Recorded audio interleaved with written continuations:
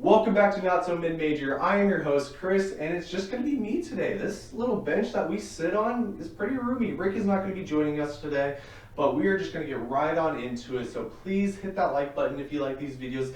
Please leave a comment down below for the topic that we're going to be talking about, and please hit the subscribe button. We will be doing a giveaway once we hit 50 subscribers. More details about that on my Twitter account once that gets going, but it's just going to be you and I today, just us one-on-one talking, kind of like how I was doing these videos about a year ago, but not too much in detail. It's just more of like that, who is the best mid-major player in the NBA right now, and kind of like when we were doing our travel videos in Bahamas last year. A lot of fun for doing that, but let's get right into our videos. Ranked this week, number 1 Gonzaga, number 22 Loyola Chicago. Those two teams just stayed there. Gonzaga getting a little bit more votes for that number 1 place because Baylor did not play this last week. And number 25 San Diego State getting votes this week. Belmont, Drake, VCU, St. Louis, Toledo, UC Santa Barbara, Western Kentucky, Wright State, Utah State, and BYU. A whole bunch of teams either ranked or getting votes, which is awesome. It's great to see a lot of mid-major teams getting into those talking categories and getting into the talks of maybe these are going to be good teams coming into the tournament. And that's what we're going to be talking about this week, is breaking down pretty much 4 of the major mid-major conferences from WCC, Missouri Valley, Mountain West, and A10. We're just going to be breaking it down, saying, okay, how many teams are going to be making the tournament and who's going to be making the tournament, because the voting committee just came out this last weekend revealing their top 16, at least for right now. Yes, we still have about 3 weeks left of conference play and into conference tournaments, so we're going to be seeing how that's going to be changing as we go along, but at least at the moment, it's just number 1 Gonzaga that's in the top 16, the top 4 seeds in each of the regions, region 1, 2, 3, and 4. Yes, we don't have the regions West, Midwest, South, or North. But it's definitely going to be an interesting one this year, especially with everything in one location for the tournament. But at least at the moment, what is it that we're seeing right now from these mid-major conferences, the ones that are probably going to get more than just the one automatic bid vote to the tournament? So these first 2 conferences, I'm not going to go into much detail about the teams themselves, because we kind of already know, we're kind of expecting what it's going to be looking like. Not too much detail, but the next 2, it's definitely a big change, or at least from what we were expecting at the beginning of the season, and how many of those teams are going to be going into the tournament. But first category, the WCC, pretty much it's been likely throughout the entire season. It was definitely going to be Gonzaga, obviously, and BYU. BYU right now on the season, 3-3 in the quad 1 category for the net rankings, and 2-2 in the quad 2 category for net rankings. Gonzaga undefeated all year long. Not much detail to go in there. One thing I am surprised about overall with the WCC is just the fact that we aren't talking about St. Mary's College. Now, in previous years, there was always a talking point to talk about St. Mary's College to be maybe into the tournament as 11 or 12 seed, but this year it's been pretty big of a struggle bus for them. 0-3 in quad 1, perfect through quad 2, but quad 3, 3-1. Not the best of resumes from St. Mary's, and honestly not one of the best teams that we've seen so far. And so overall, I'm just really surprised that we just aren't talking about St. Mary's, just because in previous years that's always been a talking point from the WCC. This year, clear and obvious, it's going to be 2 teams, Gonzaga and BYU. The other conference, Missouri Valley, it's going to be looking like it's going to be Drake and Loyola Chicago. Drake right now is 4-1 in quad 3, 1-1 in quad 1, both of those games being Loyola Chicago that we saw this last week. The other loss that Drake has had on the season, because they were undefeated throughout quite a bit of the season, along with Gonzaga and Baylor. Their other loss, Valparaiso, it's going to be a big toss-up as to whether or not that's going to be a quad 3 or quad 4 come towards the end of the season, because Valparaiso is 237th. Now the line is 240th for an away win or an away loss. So that's going to be the biggest talking point come tournament time for Drake, is what does that mean? However, there is quite a bit left for Drake for the rest of the season. Loyola Chicago so far right now, Loyola Chicago quad 1 is 1-2. Kind of split it with Missouri State, I believe, and they split with Drake. The other team, I guess, out of this conference that I was kind of looking out for was Missouri State, but not the best of resumes that they have. 0-2 in quad 1, 0-2 in quad 2, and 9-1 in quad 3. So Missouri State's probably going to miss out on the tournament, which is expected that this was only going to be a two-bid conference. Now into the two conferences that I feel like have been shaken up quite a bit. I was thinking of some other teams, but no longer are really in the talkings. But one of the conferences that I'm a little bit surprised about that it is probably going to be a 3-bid conference.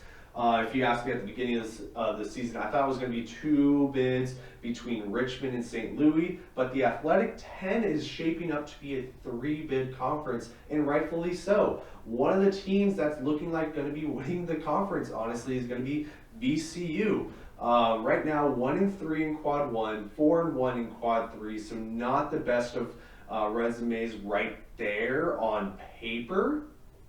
But going forward, there's quite a bit of a mix that we're going to be seeing from them. If they can sweep it all, it's impressive to see what their resume is going to be like. So far on the season, their wins: Utah State, Dayton twice, URI, and Memphis. All those teams are quad 1, quad 2. Losses to West Virginia, URI, St. Bonaventure, and Penn State. URI being that quad 3 loss, the rest being quad 1 losses. 2 players to look out for, like I said last week. Nashawn Highland and Vine Williams Jr. Overall well mixed between the entire classes of seniors, juniors, sophomores, even freshmen. And this is going to be a team that we are going to talk about next year to come tournament time as well for the Athletic 10. They're probably going to be one of the favorites to win next season. What's left in Virginia Commonwealth University's season? 2 quad 1 games and 2 quad 2 games. They have to play Richmond and Davidson for the quad 1, and then Dayton and St. Louis for the quad 2. So they can really finish off the season even at quad 1 with 3-3 record, and then get even more quad 2 wins under their belt. So it's definitely going to be seeing what they can do going forward, and even then, so during conference tournament, how much more quad 1 and quad 2 games they can pick up then. And hopefully they'll win the Athletic 10. Right now, that's my favorite for the Athletic 10. Another team that's jumped up into the rankings that kind of went under radar at the beginning of the season, in terms of the big picture of everything. St. Bonaventure, right now, 1-2 quad 1 and 2-1 quad 2 wins over Richmond, VCU, and Akron for their quad 1, quad 2 wins. Losses to URI, St. Louis, and VCU. All of those games were away, by the way. None of the losses came on neutral court this year or on home court, which for the most part, a lot of the courts are just neutral. So we'll see what that's going to go to. We'll give our opinions about how that home away stat kind of factors in to tournament time, but that will be for a later video.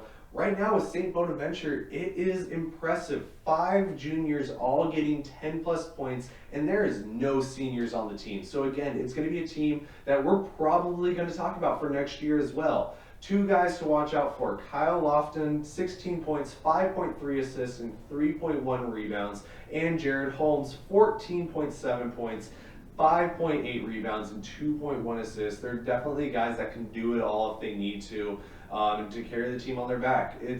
St. Bonaventure is definitely going to be a team not only are we going to talk about this year, but next year as well. And it's going to be impressive to see what they go on going forward. I don't think there's quite a bit much going on in their schedule going forward until conference tournament. I think it's a bunch of quad 3, quad 4 games that they have left. So hopefully they can just sweep all that so they don't fall all the talking points. Next team in the Athletic 10 that will probably get a 3rd bid for the tournament for the Athletic 10, St. Louis, who was ranked for quite a bit of the season too. There's a couple weeks they've been getting votes pretty much all season out, I feel like, except for the beginning, like third of the season. But right now on the season, 1-1 on the quad 1 and 3-2 in quad 3. Their wins over LSU and St. Bonaventure, which is their quad 1 and quad 2 wins, and losses to Minnesota, Dayton, and LaSalle. That was those losses to Dayton and LaSalle was from a COVID break that they actually had, and then they go into the straight 2 losses. They were they had quite a bit of a winning streak going on from there, especially from Minnesota all the way until then. But it unfortunately, when they entered the conference play, it just ended up into 2 losses and big losses. LaSalle is a solid quad 3 team, and Dayton kind of draws that line between a quad 3 and a quad 2 game. But with St. Louis, kind of like what we see with VCU, but not so much with the freshman class, but big senior, junior, and sophomore mix among St. Louis. The guy to watch out for, their senior guard, Jordan Goodwin, 15.1 points, 10.2 rebounds, so getting a double-double on the season, and 3.5 assists. Again, can kind of pretty much do it all. But what's left with St. Louis' schedule, honestly, if they sweep this is absolutely impressive. They deserve to be the #1 team in the Athletic 10, obviously, if they sweep these games. VCU, which is a quad 1 game, Richmond, which is a quad 2 game, and then they can get their revenges on Dayton and LaSalle, and I think George Mason is somewhere in that mix as well. So they can get their revenge games just to say, okay, that was just because we were on a COVID break. We should not have lost those games if we were just playing back-to-back games. Plus, we can pick up another quad 1 win and a quad 2 win from VCU and Richmond. So it's definitely going to be impressive to see what's going to be going on in the Athletic 10. It feels like for some of these teams, March has already started for them, to be honest, and we're halfway through February. And then the last team that really dropped out of a lot of the talking points probably won't get a bid into the tournament, but maybe they can steal one from St. Bonaventure or VCU, to be honest. Richmond started off, honestly, one of the higher ranked, I think they were ranked at one point in time within the top 25. That wasn't Gonzaga for the mid-major teams, but 1 loss in each of the quadrants. Quad 1, Quad 2, Quad 3, and Quadrant 4 loss, which is to LaSalle, honestly. LaSalle just kind of came out of nowhere and just decided, we're going to give you that 1 blemish in your entire resume going forward. But Richmond in Quad 1, 2-1, and what's left in their schedule? St. Louis, a quad 1 game, VCU in Massachusetts, which is going to be quad 2 games, and LaSalle, which is actually going to be a quad 3 just because of how the quadrants and net rankings work. If they sweep that, I don't know. It's going to be hard to say with the Athletic 10 if they sweep this, who is going to be making it going forward. But at least at the moment, Athletic 10 is shaping up to be a definite 3-bid conference come tournament time. And it's going to be, honestly, absolutely impressive to see what they do this year. And for St. Bonaventure and VCU, we're going to be looking out for you guys next year too to lead the way in the Athletic 10. Now on to the last conference that we're going to be talking about today, Mountain West. Honestly, I don't know how many teams are going to be making the tournament from the Mountain West. It looks like, at least at the moment of me filming this, all 4 of the teams that I'm going to be talking about are supposed to make the tournament, either in that play-in game or straight out as a projected bid. The team that I think should, first of all, the 2 teams that I think should absolutely make the tournament, San Diego State University and Boise State. San Diego State, not the most impressive of quad 1 resumes that we're seeing so far. 0-3 in quad 1, 4-1 in quadrant 2 though. Wins over UCLA, Arizona State, St. Mary's College, and Colorado State. Losses to BYU, Colorado State, Utah State twice. The seniors for this year to be looking out for with San Diego State that were on the team last year, leading the way as juniors as well. Matt Mitchell and Jordan Shackle. honestly, absolutely impressive that they can just maintain going forward. And honestly, it would have also been nice to see Malachi Flynn on this team. He was a part of the team last year when they were trying to go undefeated during the season. And honestly, I think we're missing out on that San Diego State team. It was a very impressive team that could have made a very deep run last year. And hopefully they make a deep run this year, but we'll see what their seeding projection is looking like. Right now, I think last time I saw it was probably going to be that 8-9 seed, but we'll see going forward what's left in their schedule. A Fresno State back-to-back game, which is just going to be quad 3, and then a Boise State quad 2 back-to-back games.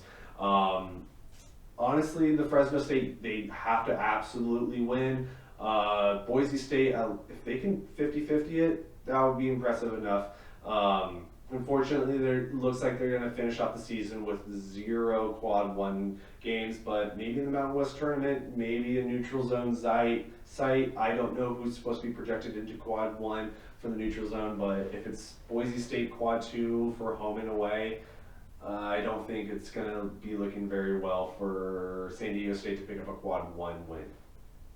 Another team that I think should absolutely make the tournament from the Mountain West, Boise State, 2-2 in quad 1, 0-2 in quad 2. Their losses to Houston, Colorado State, and Nevada twice. Wins over BYU and Colorado State, but there's still quite a bit left. I think these are quad 1s and quad 2s, kind of mixed.